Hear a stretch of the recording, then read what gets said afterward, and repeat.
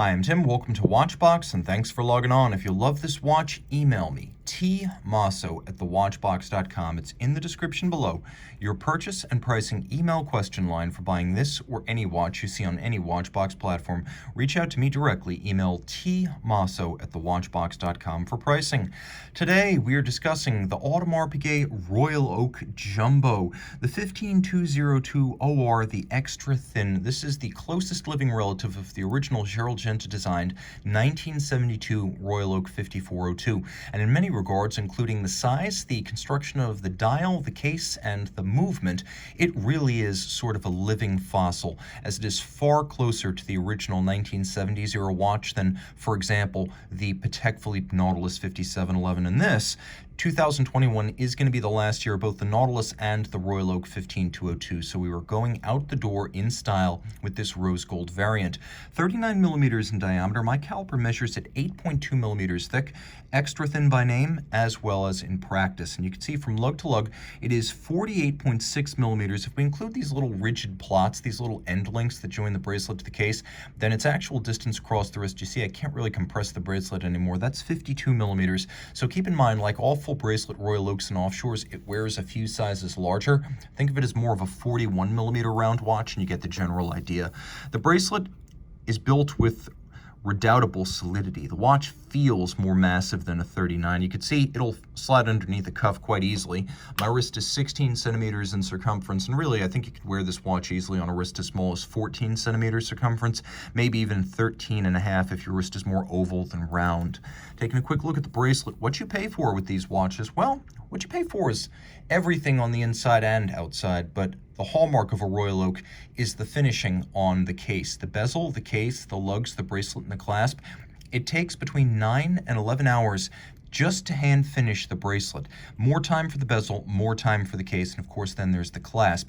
You can see there's a bevel that runs expanding down the shoulders of the lugs and then perfectly aligned along the shoulders of the links, that the individual plots are actually polished on their inner faces, and this is easy to miss. You can only really see it when you roll the bracelet through the light. The satination across the tops of the links is perfectly aligned. You can see there are little channels between links, and that on the bottom too, to avoid pinching skin, pulling hair, or trapping wrist heat, as we should have on all large, heavy, and expensive watches. The bracelet is fixed to the case using screws and bars, not spring bars, and unlike Patek, which now uses pins and sleeves to fix removable links in its bracelets, AP is still using screws to fix the removable links.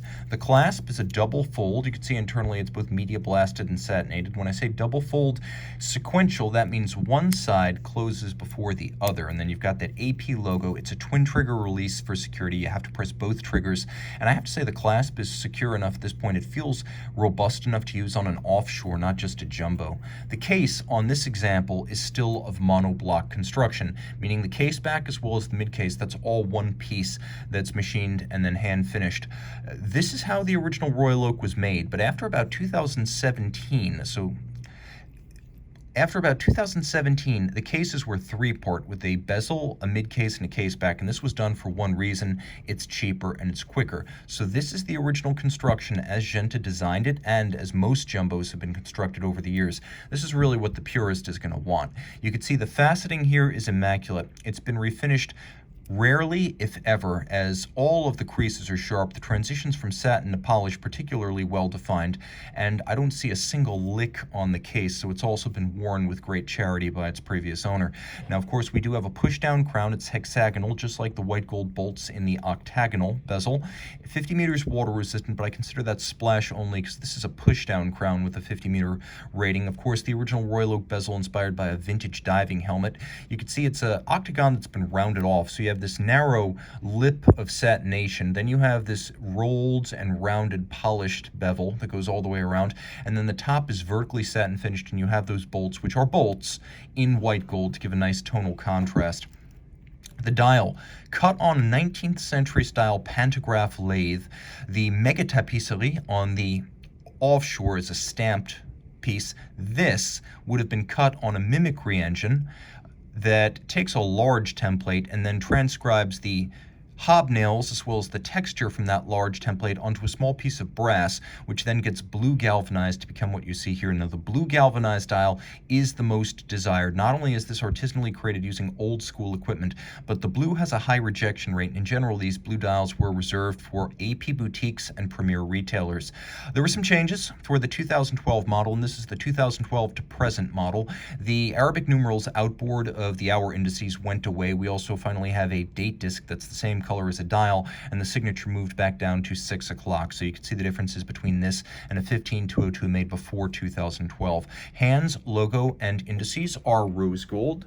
And then we have, of course, plenty of lume. It's a sporty dress watch at this point rather than a true sports watch, and that's all the more so in rose gold. Turning it over, you can see caliber 2121, which is only 2.4 millimeters thick prior to the addition of the date. It's based on the 1967 JLC caliber 920, which was commissioned by AP Vacheron and Patek and only ever used by them. No other brands and not by JLC. There's a beryllium ring that runs all the way around the bridges at center, and it's actually in the same plane as them. It's borne by 4 ruby roller bearings so that the rotor can be sunk in very low and close to the bridges without any danger of contacting them. It's a 36 joule unidirectional automatic winding movement that pivots on a free-sprung balance, as you can see, a Gyromax-style free-sprung balance to take and hold a precise regulation, and that pivoting of the balance at 19,800 vibrations per hour, a vintagey rate that was typical of movements created in the late 60s through mid-70s. It has a 40-hour power reserve, which is quite good given just how slight this movement is, and the finishing here, particularly the beveling of the bridges, is to a much higher standard than you'll find on mass-produced AP calibers. So everything from the solarization of the wheels, the satination of the drivetrain, the Côte de Genève across the bridges, the engine turning on the base plate, the black polishing the screws, the mirrored beveling of the bridges. This is the best finish that AP can muster, and it's one of the reasons why AP makes very few watches with this movement. It's more labor and time intensive than other watches AP makes with more mass-produced movements.